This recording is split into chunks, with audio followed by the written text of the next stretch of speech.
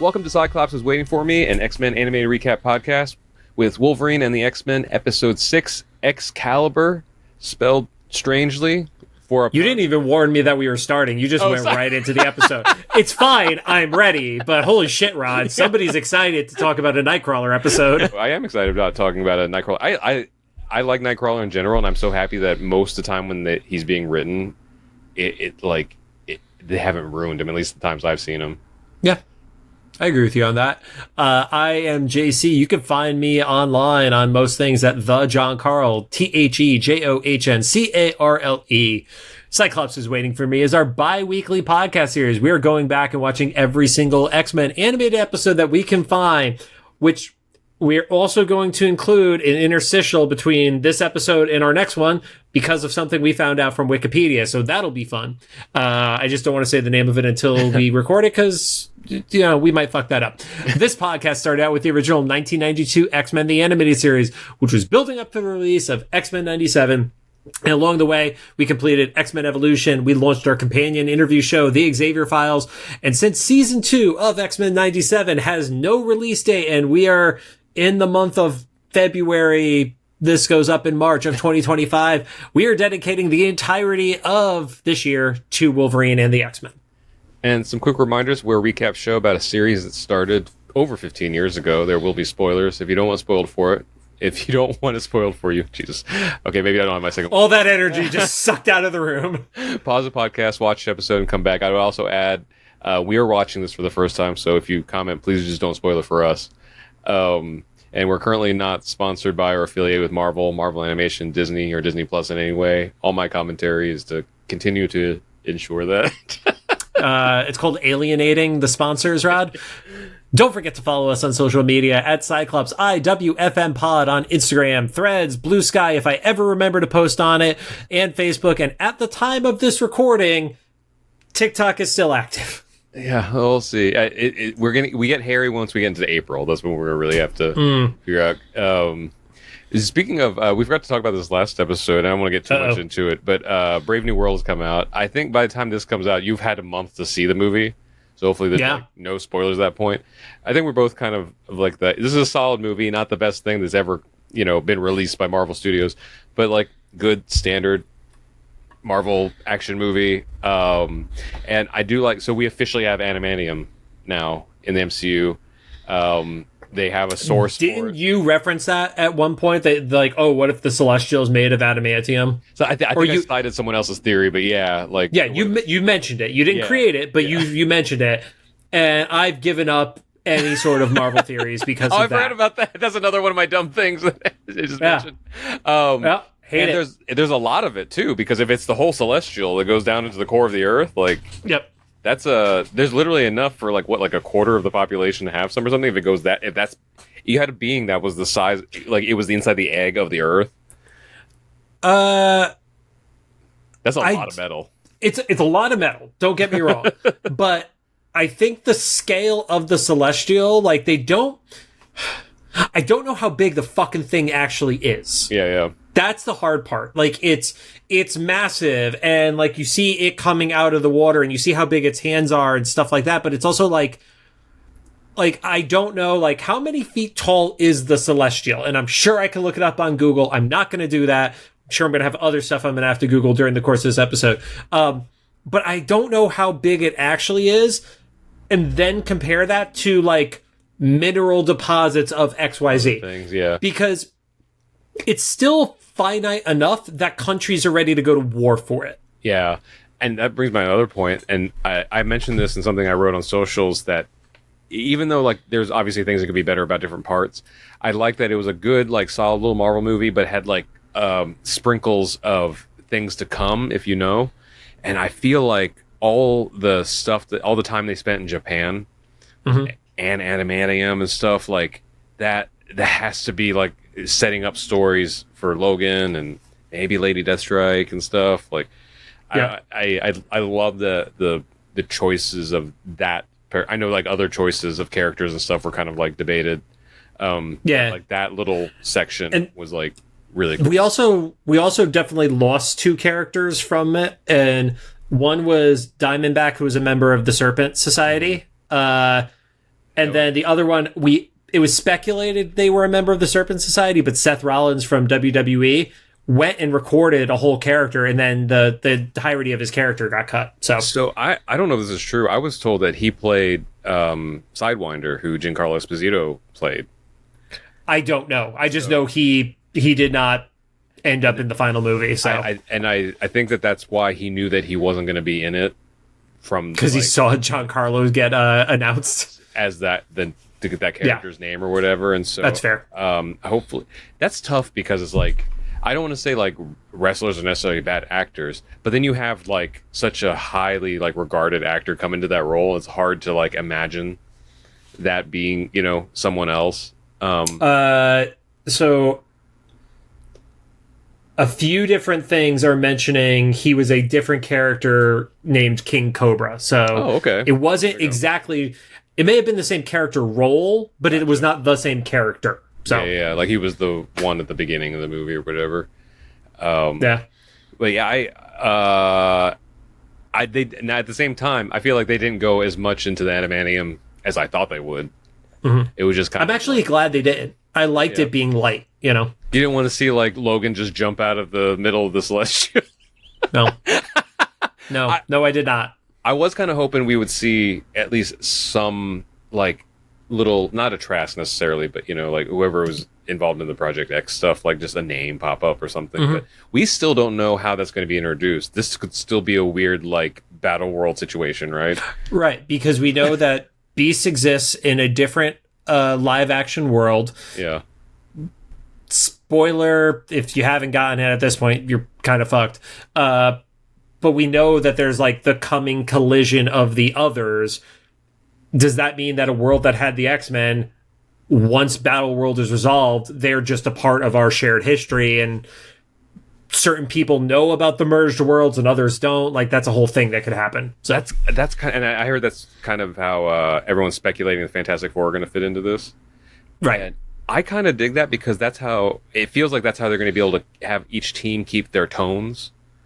It's how you make the ultimate retcon of multiple universes. Yeah. Because if the Fantastic Four need to be kind of this like retro futuristic 60s vibe, but like they couldn't have existed when like Steve Rogers was around and stuff, and right. But then the X-Men, like, I think their biggest hurdle, one of the biggest hurdles story wise, was that is like, what do you do with Magneto?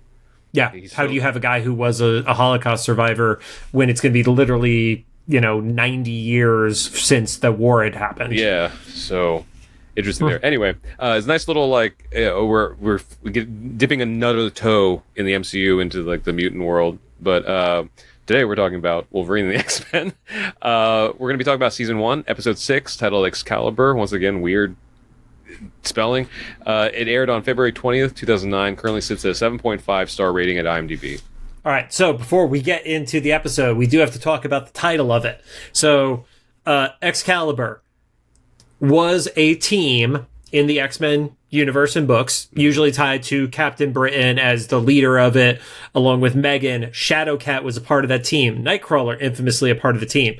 The spelling first appeared in 1995 in Age of Apocalypse. It was one of the mini-series that was a part of the overall Age of Apocalypse event that was Nightcrawler's team. It was Nightcrawler, Mystique, Destiny, Switchback, and I think the last character's name is pronounced Damask. Candidly, I also haven't read Age of Apocalypse in 14 years, since my trades are literally sitting at my mom's house in Connecticut. So, but that is the nod to the title being spelled the way that it is. Oh, okay. Because I know about the Excalibur team, but I guess maybe because I've seen it illustrated, I didn't. Well, no, because the traditional spelling, as you would think of like King Arthur's sword, Excalibur, is how the team normally spells the name. Okay. X-Calibre is specific to the Age of Apocalypse offshoot book, which was only the 4 issues. Gotcha. Because I was thinking Caliber would be with the E and the R swapped around or something. Gun related. Yeah. Yeah. Then it's like, why is it the Nightcrawler? But I'd forgotten that we hadn't really caught up with Nightcrawler yet, because we saw him in that first. Yeah, just in the first episode, in the first couple minutes. Yeah. So speaking of, the previously comes on, and it's the flashback one that returns. I didn't work to double check if it was the exact same one, but basically, if it wasn't, it was not the exact same one because they did put emphasis on the danger room. Okay. Yeah, because they showed, the Kitty and Nightcrawler. Kitty and Dickhead Kurt. Yeah. But he's not like that for the rest of the episode. He was literally just kind of like that asshole. But I also, like, notice, not obviously like a one-to-one, but the second I realized the spelling of X-Calibre, part of his design felt very similar to his Age of Apocalypse, like, pseudo-armory vibes with it in the danger room, as opposed to like the circus outfit, which we see in his 97 and 92 versions. Yeah. Yep. So then after that and we pick up on a cargo ship. There's two mutants that are stowing away. Before we get to the cargo ship, significance of the boat. Oh, Ellis, right? Ellis Island? No, nothing to do with Ellis Island. Wait. It's a reference to Warren Ellis, who is one of the comic book writers who did a lot of the definitive X-Calibre run. Okay, I did not know that then. I didn't think you would. Zero judgment on that one. Like, if there's a character that I think there was like, oh, they were in 6 or 7 like series of action figures and or cards, those are the ones I expect you to get. Yeah. Warren Ellis, I did not expect you to hit. Don't worry. So when they're on the ship, there's two mutants who I thought were stowing away at the time. And also, this story didn't necessarily have twists, but I thought I had it figured out and it went just different directions. Same.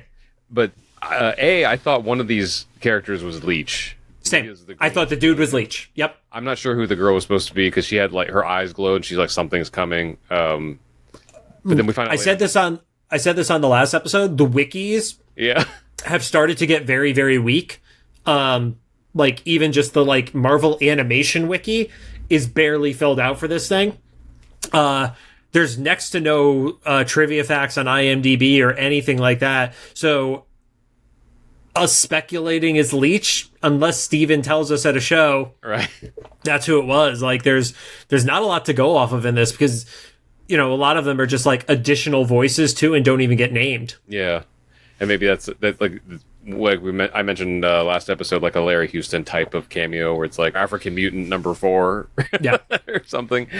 But we find out in their conversation they're stowing away to go to Genosha because... Well, they're not stowing away in this one. Well, I thought they were stowing away. Yeah. They're paying their way to get go to there. Genosha presumably because the green one can't hide, I'm guessing. They say they're being persecuted. Either that or the green one can't hide and the human girl looking one has something that she can't control or something, or after seeing like the Prowler in the park in the Senator Kelly episode, it's like if that thing could detect Rogue, who looks like a passing human, like, you know, you're not safe. So yeah, then we see the like, I don't know what do you call it, who are the people that work captain and first mate. Yeah, I don't know, one of the first mates come in and say like, hey, 8 of the mutants are sick, we should turn around. And then we find out through this exposition that they're making like under the table money by basically like trafficking mutants to Genosha. Yeah. The girl mutant, her eyes glow, and she's like, "Oh, something's coming," and we just kind of see like this dark wave. It looks like a Loch Ness monster thing or something. Yeah, she says it's something massive, and then on the radar you see the blip, and the blip takes up almost the entire radar, and then I thought it was a big tentacle, like a Kraken style thing. Gotcha. Yeah, I didn't know. It was purposefully done this way, but it was really hard to tell what was coming onto the screen at that point. So what's funny is like right around when I watched this, I saw a message you sent me like maybe the night before or something, like a comic book about space whales. Oh yes. Yeah, the Akanti who were in the Cody episode of X-Men 92. Yeah. For the first time in 30 fucking years, are in a recent issue of the X-Men. So for a second, I was like, "Oh, was that the space whale thing? That's why he sent me this."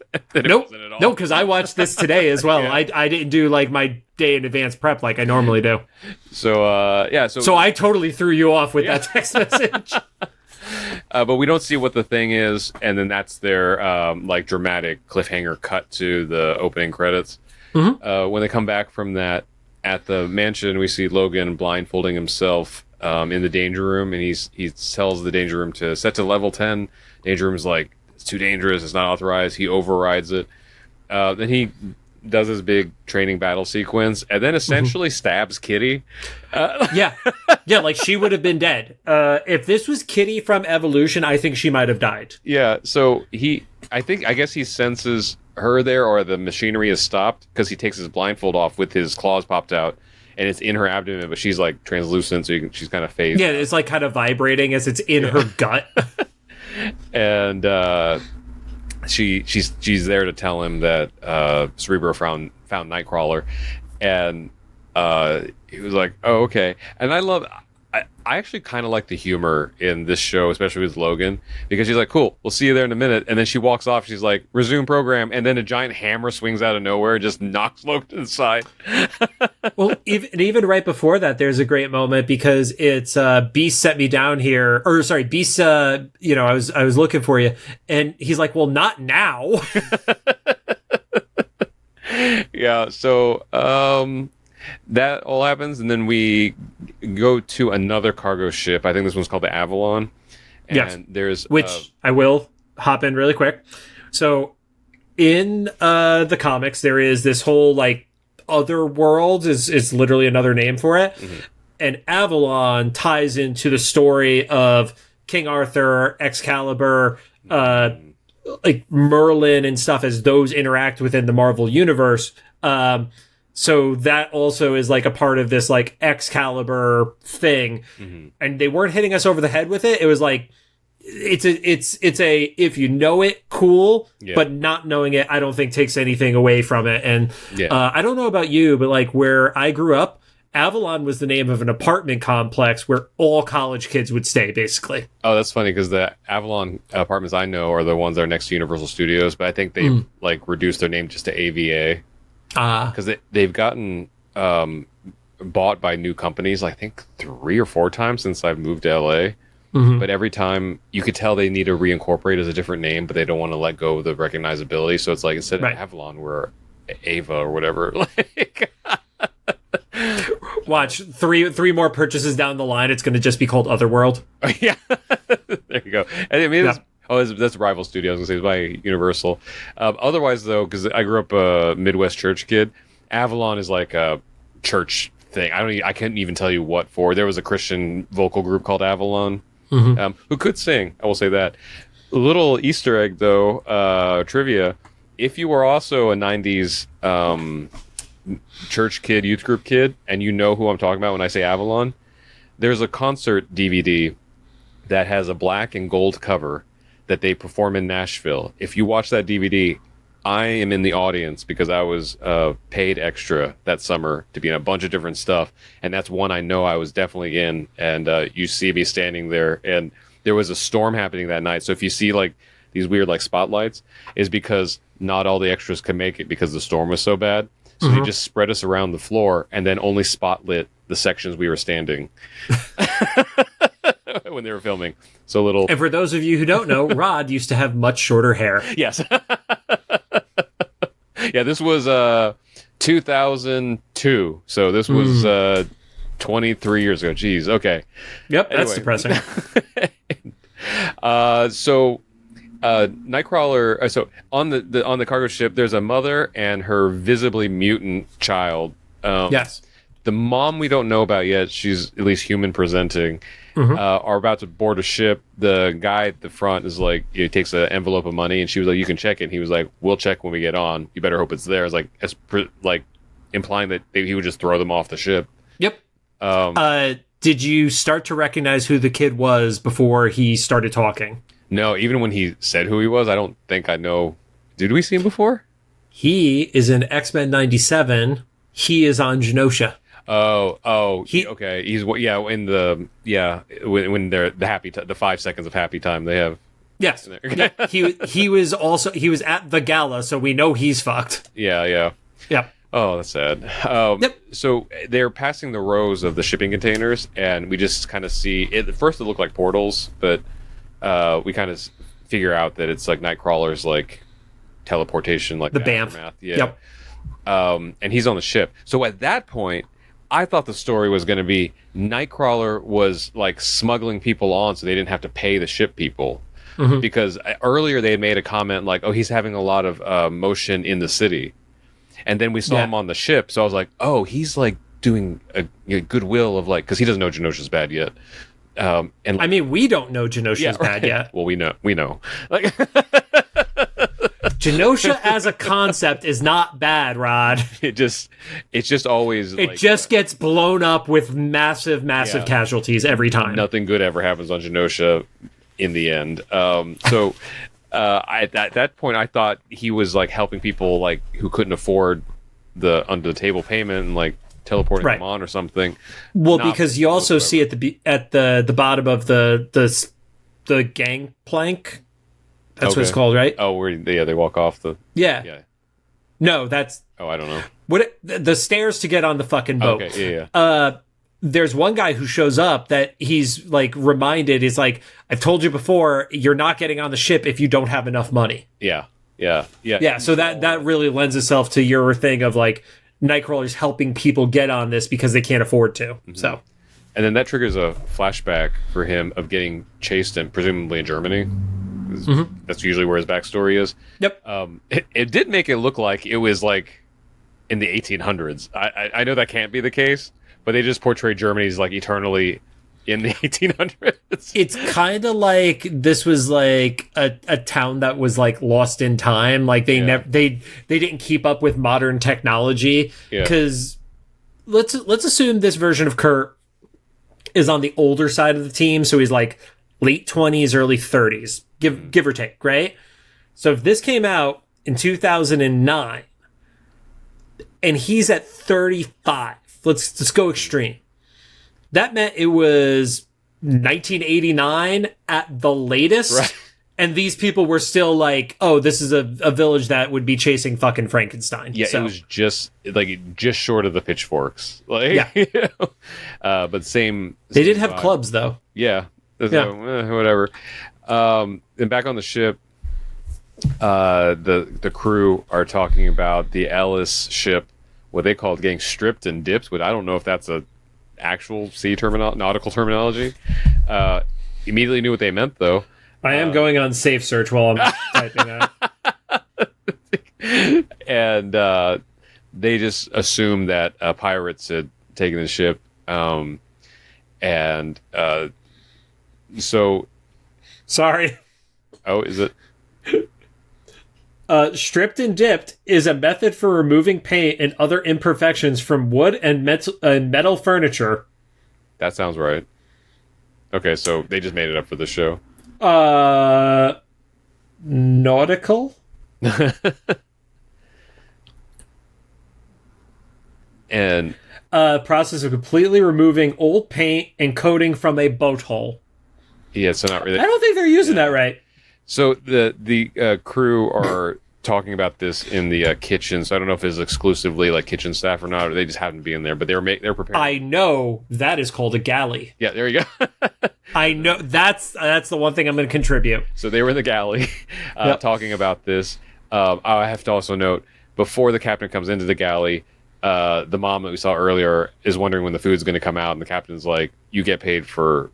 Harbor. I wasn't the captain. That was just like some regular you don't get paid for you didn't pay for food, you paid for safe passage or passage. I don't even think he said safe. He didn't say safe. He wasn't going to put that out there. Come on. So when they go into the galley, they talk about the stripped and dipped thing or whatever, and they put all the food on a table, and then they turn around and the entire table and the food has disappeared. They just left the chairs, which they do talk about later how like the food got stolen, but like it took them a really long time to figure out that the only way an entire table would also disappear would be because it's mutants.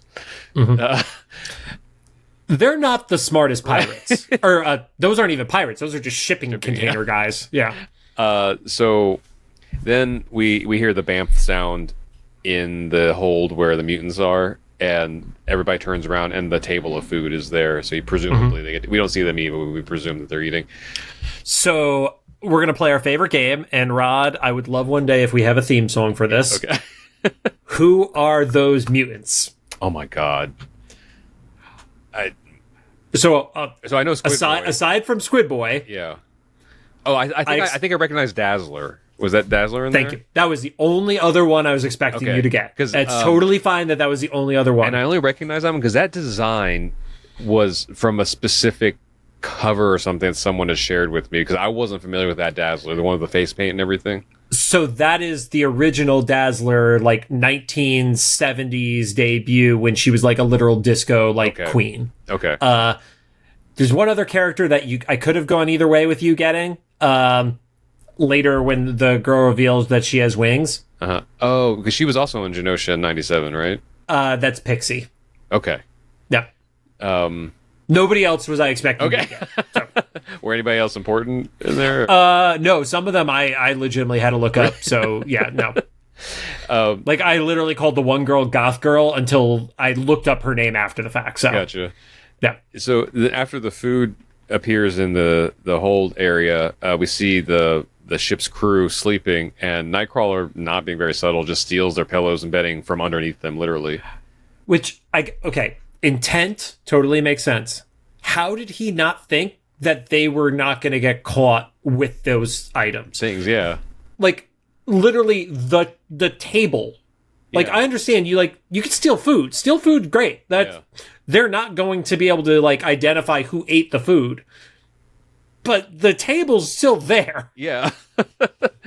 Yeah, so he steals a bed, and that's when the captain figures out, oh my god, it's the mutants. Yeah, doy. Mm-hmm. Okay. So then... I did love that the swords were up above the captain's bed, though. That Nightcrawler would use later? Mm-hmm. Gotcha. I didn't put that together. Then Nightcrawler, while he's giving them the bedding, Squid Boy recognizes Nightcrawler and the X-Men, and he says to call him Sammy, and then call me Squid Boy, because he wants to be he's up on the deck where he shouldn't be. Yeah, too. And he's like, he's like, I would want to be an X-Men, except I don't have cool powers or whatever. And Kurt being Kurt is like, we don't know that yet. He's trying to be positive about it. Breathing underwater is a pretty decent power. The problem is you look like a fish. Right. That's the problem with your power. And so the captain then takes all the mutants, and he wants to punish them for the theft by throwing the girl you were just talking about, the Goth Girl, off the ship. Yep. Nightcrawler rescues her. This happens a lot, actually, the being thrown off the ship and then just reappearing on the ship. My consistent note in this one is teleporter fight. Yeah, that's right. Goth Girl, by the way, her name is Network. I've not. Oh, that would make sense based on what it makes sense, but I don't think I've read her before. So, so in the little bit of the scuffle there, Nightcrawler teleports the captain up to the top of the flagpole. Somebody's going to kill me for that. Whatever the top. I can't pretend to know what that is.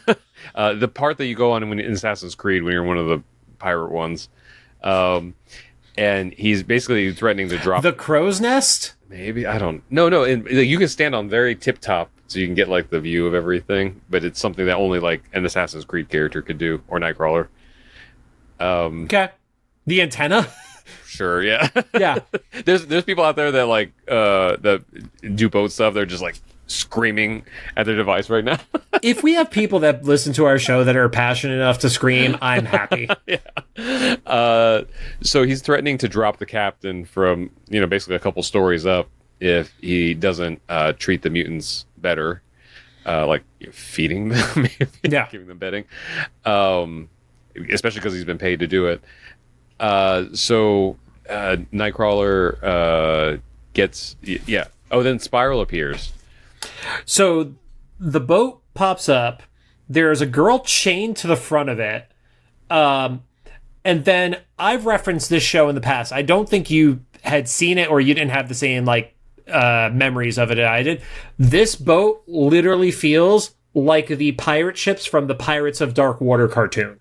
Mm-hmm. It is so the vibe of that ship, the pseudo-organic side of it and stuff like that. I was literally having Pirates of Dark Water vibes from this. That's one of those shows that I remember being on, but I didn't intently watch. So I recognize characters and stuff from, but I could not tell you the stories from that show because it was only one season, right?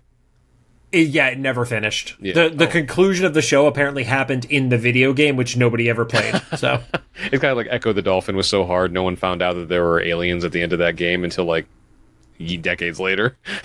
Yeah. Yep. Yeah. So So you get Spiral. Spiral and then pops up, Yep. and she pops in, and then that's when you just know this is going to be a Mojo episode. Of course. Especially because there's disappearing people and things. Spiral appears. She kind of announces that she wants to take the mutants, but only the good ones. Mm-hmm. And let the rest drown with the ship. Yeah. So it was an interesting thing. There was someone made a commentary about like when the ships sank. Oh, it was Beast later on. He's like, when the ships sink, they're without the mutants. Mm-hmm. So yeah, they never find the mutants on it. So either they're Spiral. This is the first time she's not going to take all of them, or I don't know what they did with other mutants. Well, I also got the impression with the other ship that the people who did survive, because they said they were floating all day before they got rescued, probably weren't doing anything to save the mutants. Like whatever, they were safe on shipping containers. So Leech is dead again, basically, is what we're getting out of that. Poor Leech. Or taken. Leech is either dead or taken, and neither is good. I have to imagine if by Spiral and Mojo standards, they probably didn't take him. Yeah. That's sad. Yep.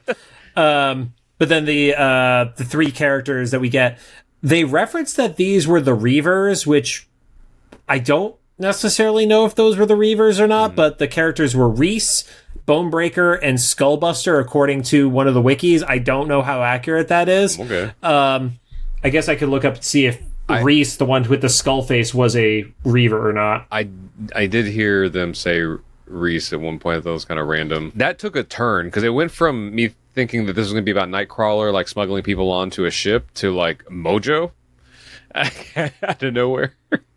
Yeah, so Reese from the Reavers does not look like this skull-faced dude. So Just maybe.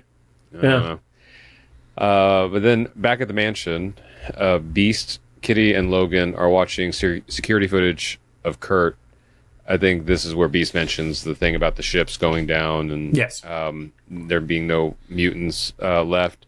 So they head to the Blackbird to go follow the Avalon, because that's what they saw the ship they saw him get on.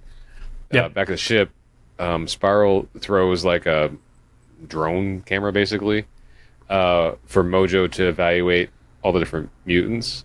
And that's when we sorry, there was one other recognizable mutant in the group. Okay. The girl who had the like cat ear thing. Okay. That's Farrell, who we've mentioned in the past as being a member of X-Force. Okay. I did write that one down. So. Yeah, I would not have. Okay, that makes sense though. Yep. So that's when we finally see Mojo, and he's picking and choosing who he wants. He essentially takes all the adults. I think he just leaves. Yeah, he basically takes everyone that isn't a child, but I'm shocked he didn't take Shatter. Oh, that's right. Yeah, somebody who could just. That dude seems like he could fuck shit up. Right. Especially in like the gladiator kind of fights. Yeah. We still don't know what kind of show Mojo's putting on here because they didn't really get into that in this episode. It sounds like the Hunger Games, honestly. But Kurt fights back. And also, real quick, Mojo has a thing for Sammy's mom. Oh yeah, he did kind of ogle. Yeah, like he was into her. Yeah, that's why I didn't know if she was even powered at that point. I don't think Mojo cares about that. I got like smarmy exec vibes off of him that he was totally just like, she's cute. That's her superpower. Kurt fights back, and he picks one of them up and drops them into the ocean. The dude is vicious. And then, like you said, teleportation fight. Spiral, like, just brings him back. Yeah. He's wet though. Yeah, so he let him fall into the ocean and then teleported him back up. Spiral knocks Kurt out, and that's when Kurt has a flashback back in 1800s Germany, I guess, in the 80s, and he's getting basically beat in an alley, and then everybody freezes. All the people that are attacking him freeze. And we see Xavier pull up behind him. This is the Xavier that, who was it that we had on the show that was just like, I love Xavier, always ready on the side, like, you see that you're... Kelly. Was it Kelly? It was Kelly. He's just always ready on the side. Yep, just came in at the right time and just dropped into commentary. Yeah. So that was Kelly. That's what happened in here. And he tells him like he has a place that Nightcrawler can be safe and be himself. Yeah. And stuff. And it's like he doesn't trust him. And it's like, well, let me be the first person that you could trust. Yeah. And it's also because of the way the show has gone. Aside from his telepathy from the future, this is the first time we've seen any sort of power from this Xavier. Oh, that's right. And like the movie version where he like freezes everybody. Mm-hmm. Then that's when Nightcrawler wakes up, but he's in like another like holding area. They've kind of made a makeshift prison with all the kids. So he finds out that all the kids were left on the ship to die. So I got to criticize Spiral and Mojo. If they're putting together their gladiator Hunger Game thing, yeah, I'm shocked that they don't have like cells and or power dampeners. Because they know what mutants could do. Yeah. And they're literally just letting them sit in a room that has a lock on it. Yeah. That's it. And she knows that he could teleport. Yeah, I guess her only thing that was that she had, was it Ricochet was the woman that was chained to the ship? Yes. Had Ricochet shoot at the ship again, and she's like, that's good enough. They're just going to eventually drown. And I guess the story there was supposed to be like, oh, whenever you underestimate someone, that's when they rise up to the occasion or whatever. Yep. And that's what Kurt is like, okay, we're going to fix the ship. And then all the kids are like, yeah, all of us have useless powers.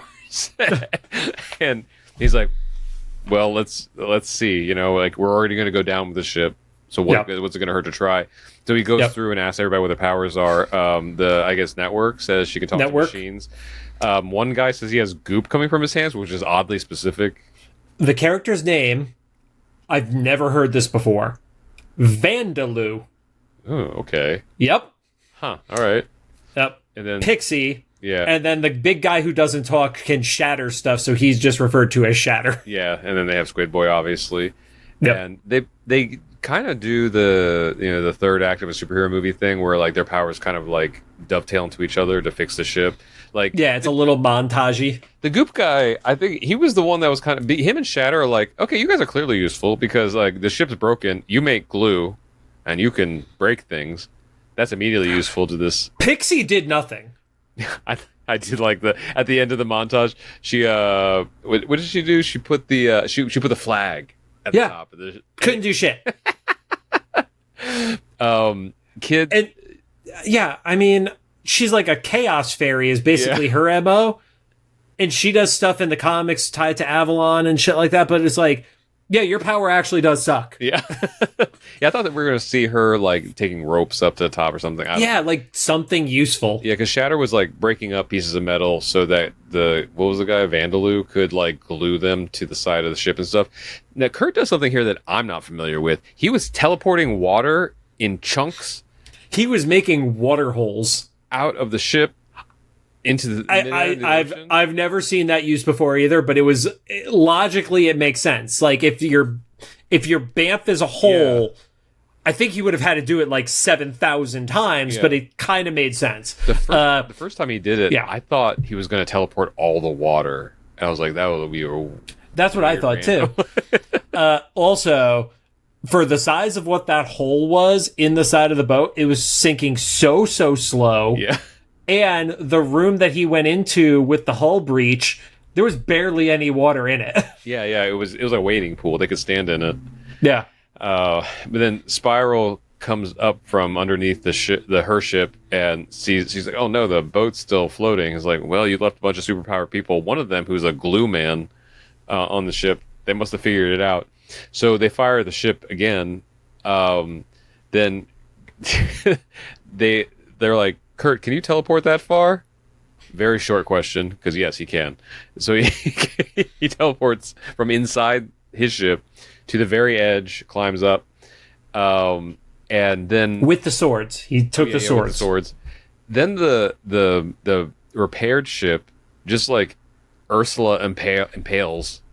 Yeah. The Spiral ship or the Mojo ship or whatever. Yep. Don't know why that was their strategy. Also, the ship that was gonna sink, they have repaired and have it going at like maximum speed to catch up to the pirate ship, which Kurt has to do on his own. These kids are not strong enough to fight with him and help him do it. Yeah. So he already got his ass kicked once, and now he's going to do it again. Yeah. See, that could have been Pixie's contribution. You just see her behind the ship, like, pushing it, giving herself a hernia. Just literally doing nothing. Yeah. She's just pushing and pretending. And Squid Boy, because we haven't seen what he could do yet. I guess he swam with Kurt, but, like, yeah, whatever. So he swims through the hole in the impalement and rescues the kidnapped, I guess, parents. We're assuming all the adults were parents or guardians. The adults. Yeah. I don't think they were all guardians. I think it was just coincidence. Like, Dazzler's not anybody's parents. That we know of. It'd be like finding out that Lady Gaga has like 6 children and we just never knew about it. No, I mean, like, we don't know. Yeah, well, I guess, yeah. We don't know about, like, what if, like, Shatter is Dazzler's kid or something? That'd be funny. Or the glue kid. Or the random guy who's glowing is, like, Pixie's dad or something. Yeah. So Kurt fights Spiral. Okay, so is this a new take on Spiral? In what way? I always thought her arms were biologically her arms.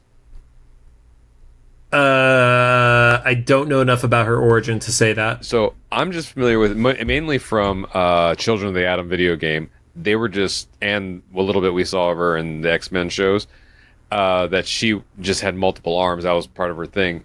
In this version of the show... Oh, yeah, shit. I wasn't even paying attention to that. You're right. Yeah. She has 2 biological arms, but then Kurt teleports away her mechanical arms, and then specifically makes a threat of, like, you ran out of robotic arms. And so, like, that's like an enhancement, I guess, but not part of her necessarily, or she's maybe part cyborg or something. So I'm looking at some of the older drawings that are popping up on, like, Comic Vine and stuff like that. Uh-huh. And even the fighting game. Yeah, the Children of the Atom game. Yeah, it's that classic Capcom art. There are images where she has multiple arms, but the number of arms that are mechanical seemingly changes depending on which artwork and version that it is of her. Like, there's some where she has 5 organic arms and 1 metal. There's some where it's 3 on one side, 1 on the other with 2 metal ones. So really, yeah, I guess this was just their way of, like, I'm going to say it out loud. I'm going to hate myself. This is the way of disarming her. There you go. Okay, Fuck you, Rod. Fuck you. We're going to clip out. Yep. Yeah, I know you are. You're an asshole. But at least you have artwork to put over it, because there's a lot. Also, please be careful over whose artwork we take, because I don't want any Rule 34 popping up on our Instagram feed. Because that's definitely a character with Rule 34. Oh, yeah. So, yeah, and then... Especially with 6 arms. The kidnapped mutants get away, but Squid Boy gets caught.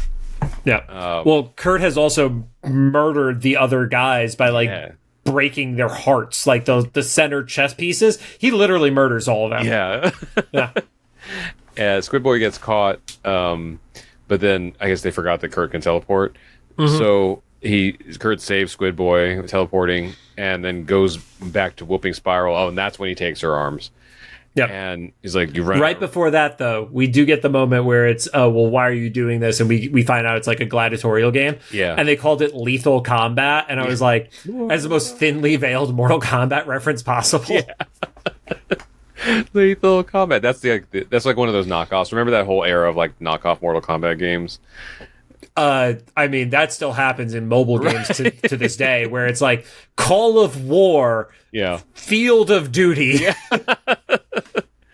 Only spelled like poop. It's like Field of Duty. That's the Flash game parody. So she fucks off, leaves the ship, takes Ricochet. That's nice. Doesn't even chain to the front of the ship. I don't know what her story is. And then the Blackbird arrives. And the corpses of those other guys. Right, yeah. And the Blackbird arrives to rescue. And they're like, "We came here to rescue you." And then all of a sudden, the other boat was already, like, sunk 95%. Yeah, and he's like, "We're here to rescue you, but it looks like you did a fine job by yourself." And Nightcrawler's like, "Oh, the team's back together. That's awesome." And they were like, "Yeah." Wolverine's like, "Yeah, well, we could like love to have you back if you want to be back. And then he looks like he's getting ready to say yes, but then he looks at the mutants he rescued and he's like, not yet. And so he doesn't join the team. So now they've still not really recruited many people. Yeah, it's kind of like he's on standby, but he's not a full-fledged member yet. Yeah. Again. Yeah. Then this whole time, Mojo's been watching because one of the cameras is still working. Mm-hmm. And that's when Mojo learns about the X-Men. So he's like, oh, if any of the X-Men are even half as good as this Nightcrawler guy, get me the X-Men. So watch this be one of the things they don't tie up because the show didn't get to finish or something. That's my gut. Is I feel like it's not a big enough story that if there's only 26 episodes into it, that they were like, oh yeah, we'll finish Mojo in like season 2. Like it'll be like the original 92 where it's like, all right, we're going to have a Mojo episode every other season kind of scenario. Yeah. So, who knows? We'll see. But it was fun. It was cool to see Nightcrawler do his thing. A lot of actions of the teleporting and like innovative ways of teleporting, including the water thing, which is just it wasn't even like it was weird because it wasn't immediately like cool, but also it was like sure, like it wasn't bad either. It was like that makes sense. Like you said, it made sense, but like I just never thought about it that way.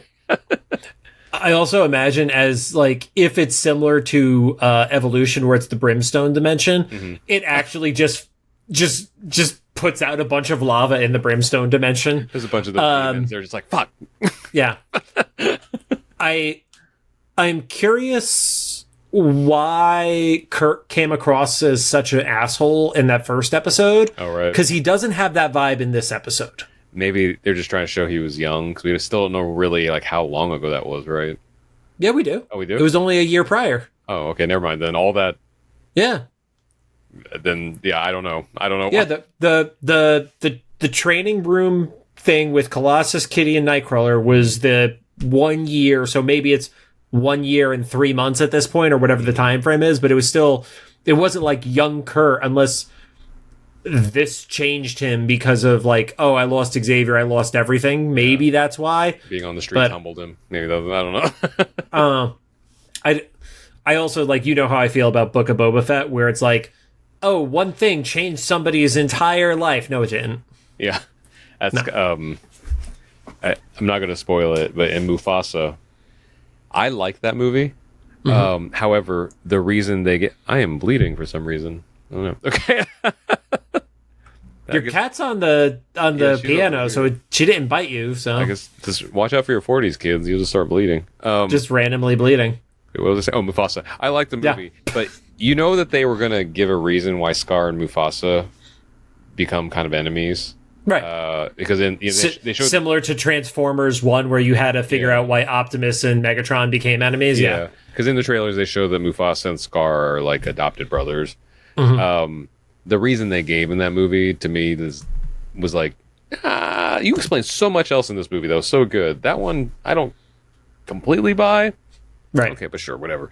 So this is kind of similar like that. It's like, did 1 year like outside of the mansion do all this? I guess. Okay, sure. We'll see. Yeah.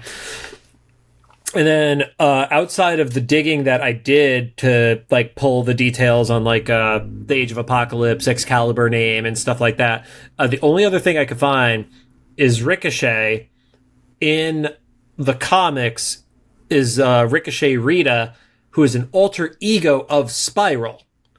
Oh, okay. Yeah. So they're the same person in the comic.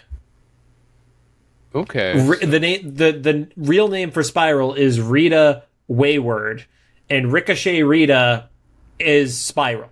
They're the same person.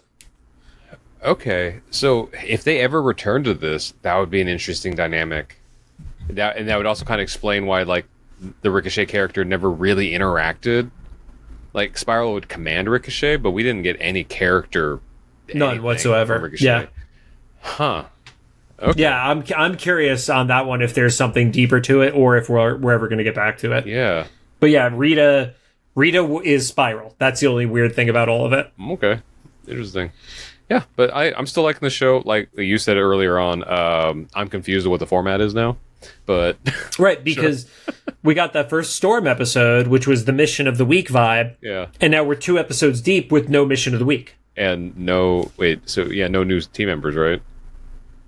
I mean, pseudo Kurt, if you want to consider him like a standby member. But yeah, like there's no recruitment. There's no mission of the week for like stop a thing from happening to save the future. So yeah, I'm a little confused too. So if they keep going where most of the people aren't joining the X-Men, this is probably going to be one of those things where they all show up at the last minute, right? Like the little ragtag team they have now goes to face like the big threat, whatever it is, and right. Then Nightcrawler's like they all show up to fight Master Mold or something. Like Nightcrawler's like on your left.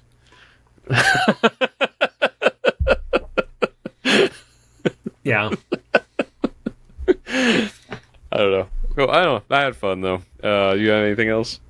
No, I mean that's all. I mean I'm enjoying the show. It's a solid first watch through. I don't know if it's something I'm gonna like regularly come back to or anything like that, but I dig it so far. I wonder if it was really just the crap that was going on with with Marvel and Fox at the time is why this thing got whacked. Honestly, but we never know with budgets. It doesn't feel like a quality issue. I will say that it definitely doesn't feel like a quality scenario. This may be, as far as the 90s, 2000s stuff that we've been watching, probably the best like technical quality I think we've seen. There's certain character design choices I don't love, but from a technical standpoint, I fully agree with you. Yeah, there's like we don't have the weird things where like the Blackbird is clearly like a cell that's being lifted, so you see the dust lift with it or something, or the eyes are different colors or something. But yeah, so I don't know, or they just knew that they were going to get into the MCU stuff or whatever. I don't know. No. Well, thanks for joining us. If you have any thoughts, make sure to drop them into the comments for either the YouTube upload or official Instagram post about this episode. If you like what you heard, we'd appreciate a rating on the podcast app you're choosing. You can find us on Apple Podcasts, iHeartRadio, Amazon Music, Spotify, YouTube Podcasts, and CastBox. There's a fire truck blaring in the background, and it's just triggering me now because I just don't know when another fire is happening in my neighborhood. Are you going to stop recording now, or are you going to give me no warning on that and just I'll be in the middle of a sentence as you...